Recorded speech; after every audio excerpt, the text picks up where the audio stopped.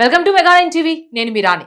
Neat కుంభకోణంపై పోరాడి కేంద్ర విద్యాశాఖ మంత్రి ధర్మేంద్ర ప్రధాన్ చేత రాజీనామా చేయించిన కాంగ్రెస్ జనతా పార్టీ వ్యవస్థాపకుడు అభిజిత్ దీప్కే పేరు ఇప్పుడు దేశమంతటా మారుమోగుతోంది. అయితే ఆ పేరుతో పాటు గత కొన్ని రోజులుగా సోషల్ మీడియాలో, ముఖ్యంగా జాతీయ మీడియాలో ఒకటే ప్రశ్న మారుమోగుతోంది. అభిజిత్ దీప్కే వెన్నంటే ఉంటూ ఢిల్లీ వీధుల్లో పోలీసులను ముప్పుతిప్పులు పెడుతున్న ఆ మిస్టరీ గర్ల్ ఎవరు? అభిజిత్ దీప్కేతో కలిసి నడుస్తున్న ఆ యువతికి సీజేపీ పార్టీతో ఉన్న సంబంధం ఏంటి? నిన్నటి వరకు ఒక సాధారణ స్టూడెంట్ లా కనిపించిన ఆ అమ్మాయి ఇప్పుడు ఏకంగా కేంద్ర ప్రభుత్వంతోనే రాజ్యాంగ క్లబ్ వేదికగా చర్చలు జరిపే స్థాయికి ఎలా వెళ్ళింది?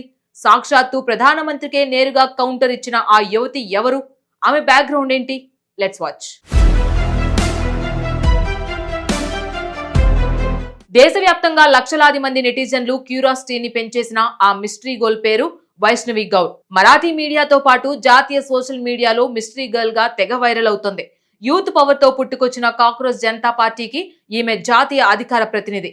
నీట్ పేపర్ లీక్ కుంభకోణానికి వ్యతిరేకంగా జంతర్ మంతర్ వద్ద సీజేపీ చేపట్టిన భీకర ఉద్యమంలో అభిజిత్ దీప్కేతో పాటు వైష్ణవి గౌర్ అత్యంత కీలక పాత్ర పోషించారు.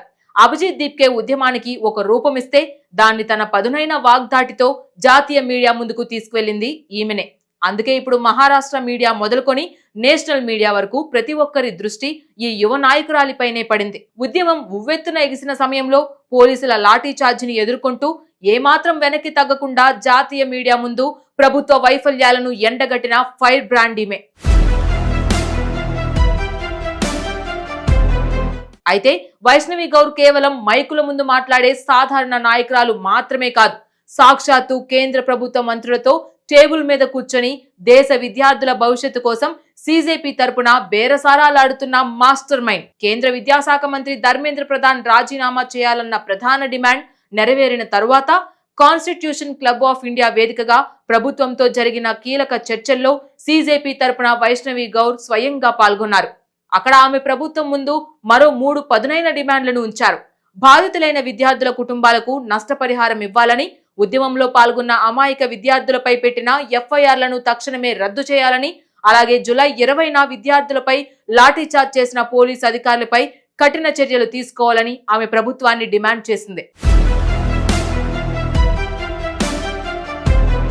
అంతేకాదు, పేపర్ లీక్ల వ్యవహారంపై ప్రధాని మోదీ ఇచ్చిన వీడియో సందేశంపై కూడా వైష్ణవి గౌర్ ఘాటుగా స్పందించారు. దేశంలో ఇప్పటికే చాలా ఫాస్ట్ ట్రాక్ కోర్టులు ఉన్నాయి. వాటి వల్ల ఒరిగేదేమీ లేదు.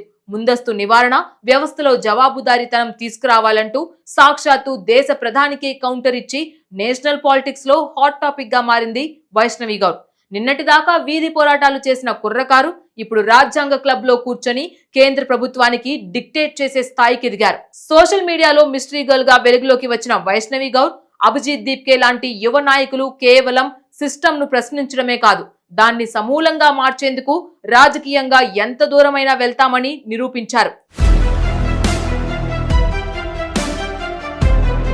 సిస్టమ్ ను గుడ్డిగా ఫాలో అయ్యే రోజులు పోయాయి. సిస్టమ్ ను శాసించే స్థాయికి నేటి జెన్జీ యువత ఎదిగింది అనడానికి వైష్ణవి గౌర్ ఒక పర్ఫెక్ట్ ఉదాహరణ. సోషల్ మీడియాలో మిస్టరీ గర్ల్ గా వైరల్ అయిన ఈ యువ నాయకురాలు రేపటి రోజున ప్రధాన స్రవంతి రాజకీయాల్లో ఇంకెన్ని సంచలనం సృష్టిస్తుందో వేచి చూడాలి.